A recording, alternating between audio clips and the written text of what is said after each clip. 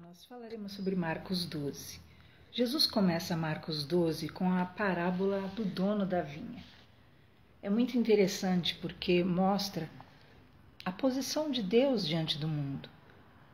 O dono da vinha colocou nas mãos de pessoas para cuidarem da sua propriedade. E, no entanto, passado um tempo, ele enviou seus servos para irem lá pedir prestação de conta das vinhas que ele deixou aos cuidados daquele povo. E diz que os primeiros servos foram lá e os que cuidavam da vinha prenderam, feriram e despediram de mãos vazias os enviados do dono da vinha. Depois, então, ele enviou mais servos para irem até aquelas pessoas que cuidavam da vinha para prestarem conta. E, no entanto, apedrejaram, feriram a cabeça e afrontaram os enviados pelo dono da vinha. Até que, por fim, o Senhor enviou mais servos para pedir satisfação, para pedir que eles dessem conta ao dono da vinha. E, no entanto, eles mataram, afrontaram, feriram e mataram mais gente, quantos eram enviados. Até que o dono da vinha resolveu mandar o seu próprio filho, pensando que assim iam respeitá-lo. E o filho foi, mataram o filho também e o lançaram fora da vinha. Meu Deus! Essa é uma tipologia do que ocorre no mundo. Deus cria o mundo, coloca o ser humano para cuidar. Lembra-te como Jesus, como o Senhor colocou Adão ali e falou, olha, cuida, né? Administra. E, no entanto, quando ele quer e pede uma prestação de contas ao ser humano, o ser humano se julga o eterno, poderosíssimo. Eu não quero nada com Deus. Eu tenho lá nada para falar com Deus. E assim caminha a humanidade. As pessoas, em sua soberba e petulância, julgam que não devem nada a Deus e que não precisam recorrer a Deus e não precisam falar com Deus e nem dar satisfação de nada. Será mesmo, queridos? O Senhor enviou no passado os seus servos, enviou os seus profetas, enviou os seus escolhidos, os seus obreiros, os seus amados, que falavam com o povo, com a nação, e, no entanto, iam lá, apedrejavam os profetas, e matavam os profetas, e perseguiam, e feriam, e despediam de mãos vazias. Nós não temos nada a dizer. Até que o Senhor resolveu mandar o seu próprio Filho, e Jesus percorreu a nossa terra, pisou no nosso chão e falou toda a vontade de Deus para nós. E aí, sabe o que nós e muitos de nós fizemos?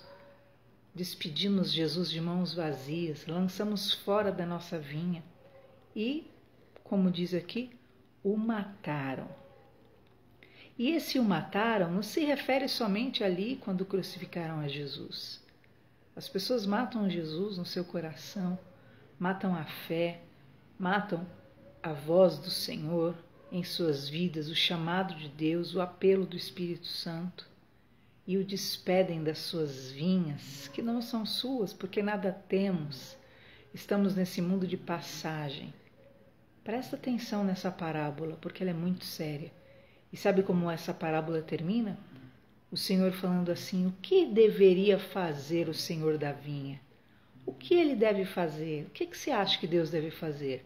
Se ele entrega o mundo ao ser humano, para o ser humano cuidar, e quando ele pede o mínimo de satisfação quanto àquilo que o ser humano tem feito com a terra, com a sua vida, com aquilo que Deus tem lhe dado, o ser humano o despreza, o ser humano o repudia, o lança fora da vinha.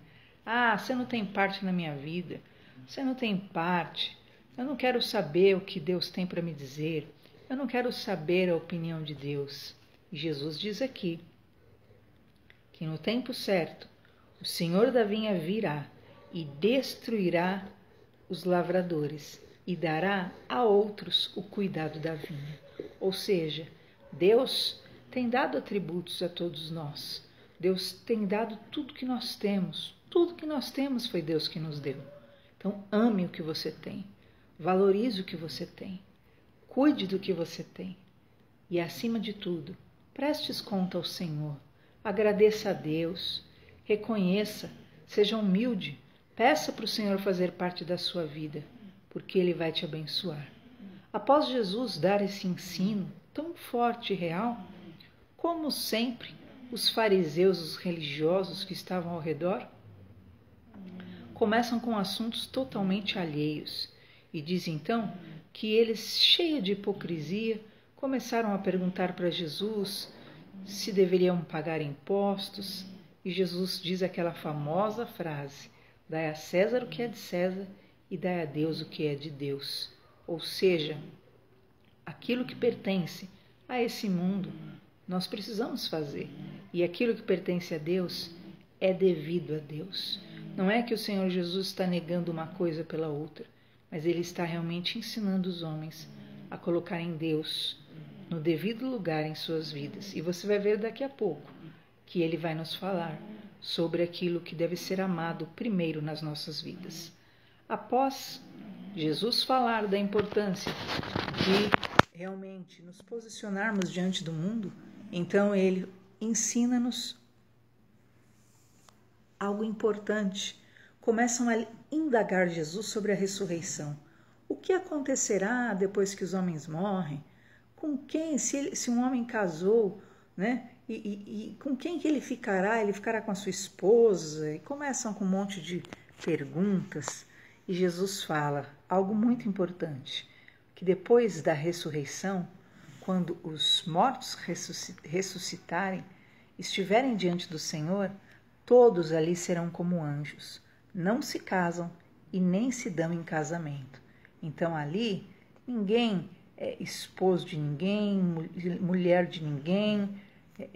Ali todos são como anjos, né? As pessoas já queriam levar aquilo que é o seu entendimento de posse, o seu entendimento, né, errado de que são donos de alguém, mas o Senhor realmente deixa bem claro que ali todos serão como anjos e todos estão diante de Deus como iguais e totalmente alheios, porque ali são seres assexuados, entende? Como os anjos, o próprio Senhor ensinou, e é importantíssimo entender, porque há religiões que usam esse argumento, que depois da ressurreição vão se casar com muitas virgens, ou depois da ressurreição vai haver, né, esse tipo de ação, mas Jesus diz que não se casarão, nem se darão em casamento após morrer e serem ressuscitados diante do Senhor. E Jesus então continua ensinando aos religiosos da época, e eles continuam indagando a respeito de qual é então o primeiro mandamento. E o Senhor fala de forma clara que o primeiro mandamento é amar a Deus de todo o coração, de toda a alma e de todo o entendimento e de todas as forças. Esse é o primeiro mandamento. Perceba que Marcos 12 começa o Senhor explicando a importância do ser humano dar a Deus o que é devido, a importância do ser humano não querer excluir o Senhor da sua vida, o dono do mundo, o dono da vinha, e aqui eles começam a perguntar coisas que estão óbvias na parábola, mas então o Senhor ratifica que o primeiro mandamento, a primeira ordem, o primeiro entendimento real que o ser humano precisa ter é que deve amar a Deus sobre todas as coisas. E o segundo é amar ao próximo como a si mesmo, e não há mandamento maior do que estes. Naquele momento, o religioso que estava ali, ele disse que ele entende que só há um Deus, que não há outro, e que deve amar a esse Deus de todo o coração, de todo entendimento, de toda a alma, de toda a força.